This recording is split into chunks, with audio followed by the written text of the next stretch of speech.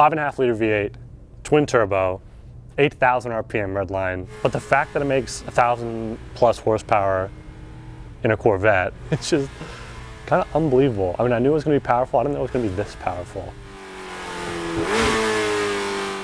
So we are finally getting to see the new ZR1, and it's crazier than I think anyone could have imagined. We didn't have a weight figure when we recorded this video initially, but now that we do, I can tell you that this car has a better power to weight ratio than a Bugatti Veyron, even ahead of driving it. And without a sticker price from Chevy, I know this is going to be the Corvette that shatters the supercar world into pieces. This video covers the 2 pre-production ZR1s we got to see, but if you want to go even deeper, we have a full walk around of the car discussing all the nitty-gritty details you're probably curious about with the Corvette's engineers.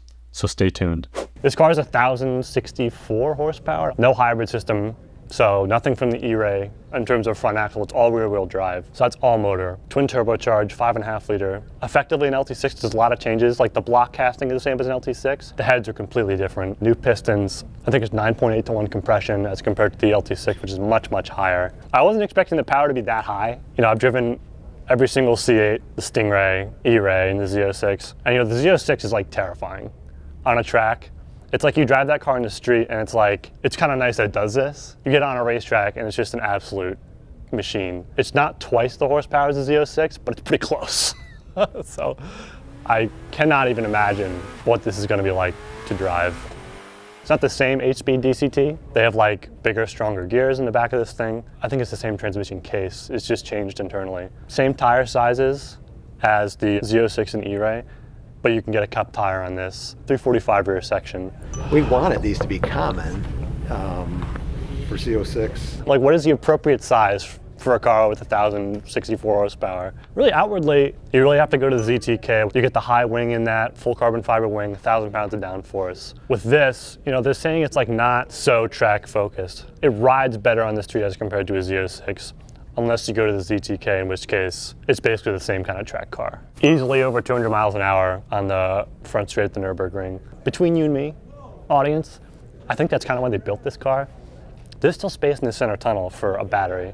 I was gonna say, because it looks like it's avoiding something. It could be a shared thing with the E-Ray. And they're using a coolant hose up front that still kinks around what could be that front drive unit in the E-Ray. With that, you could get more than 1,200 horsepower. Using parts they already have. Makes sense to me. They're only using half the capacity of that E-Ray pack, and that's all voltage. So if they went to like maybe 90% capacity with like a small charge buffer, you would get more than 160 horsepower, and you get longer legs in the hybrid system. It's just in crazy territory. I mean, what is the SF90? Not quite 1,000 horsepower, and they have been driving these things alongside those. There's new brakes, almost the same, but a different construction. It's still MagnaRide, it still has a variable exhaust. It's not a hot V configuration. It has 2 low-mounted 76mm turbos, and it's running 20 PSI like right off the rip.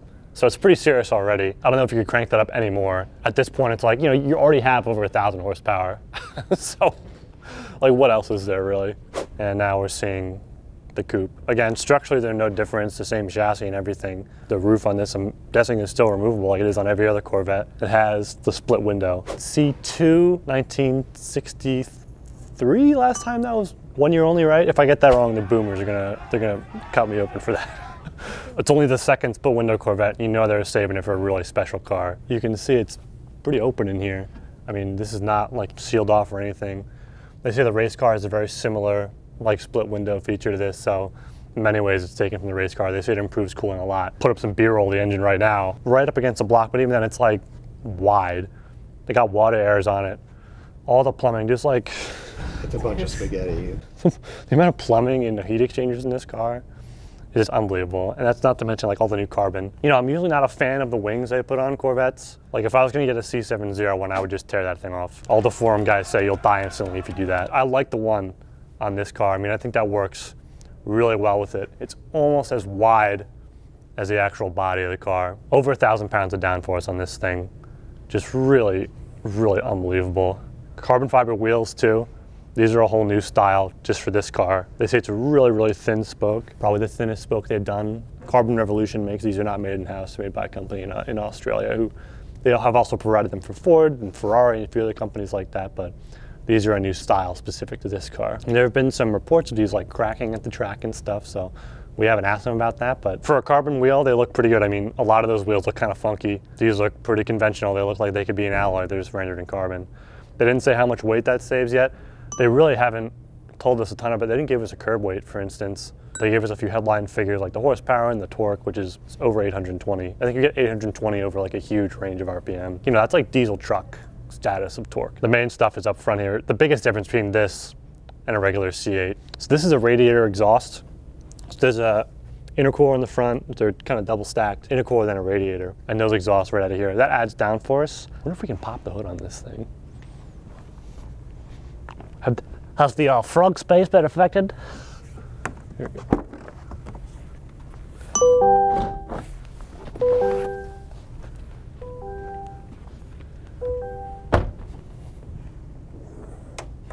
Yeah, there's no frunk left, folks.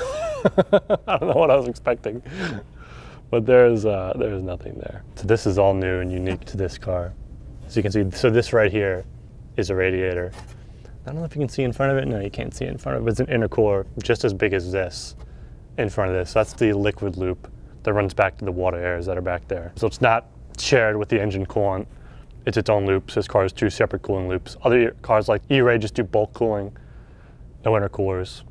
They even bulk cool the battery in that car, which is pretty neat. We opened the trunk on the other car and I was like, oh, we're gonna get to see the engine. And there was just the trunk. Like, surely there'll still be a frunk in this car. We did that a little hard. It's okay, the whole car's made of plastic. So we probably should talk about the engine, huh? So you can't see the turbos here. They're way down, wedged right next to the block. But you do get this cool, remember the C6 ZR1?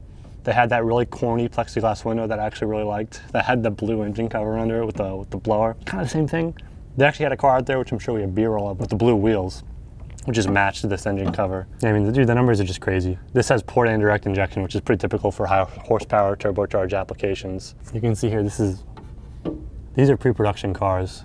This is unfinished carbon fiber here. That's not just kind of one of those dead plastic pieces. That's the real deal. It certainly better be real carbon fiber. And you can see they actually have a seal around here. I think this is just a brake duct, but there's a associated vent on top of the car here. And you can still fit your 2 golf bags. How great is that?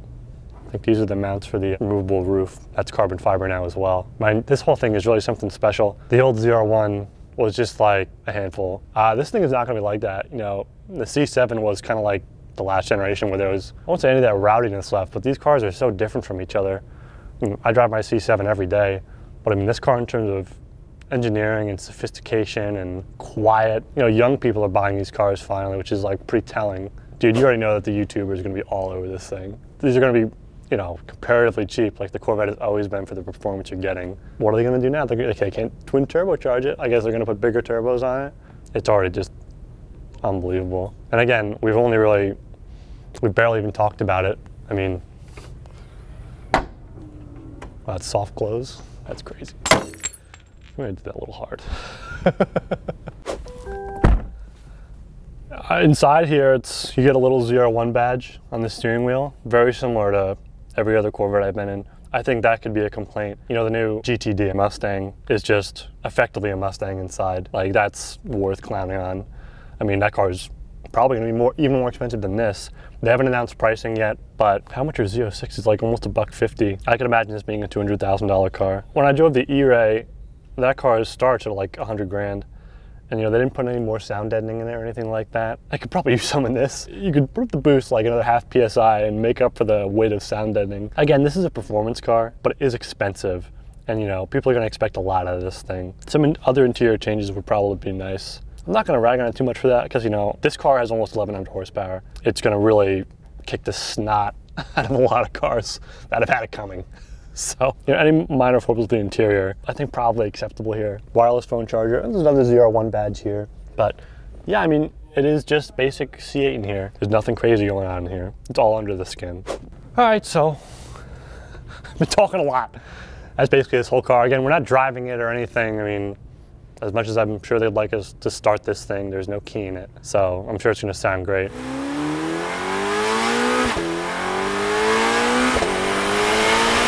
But again, the numbers are just crazy. Over 1,000 horsepower, almost 1,100 horsepower in a Corvette you'd just be able to buy.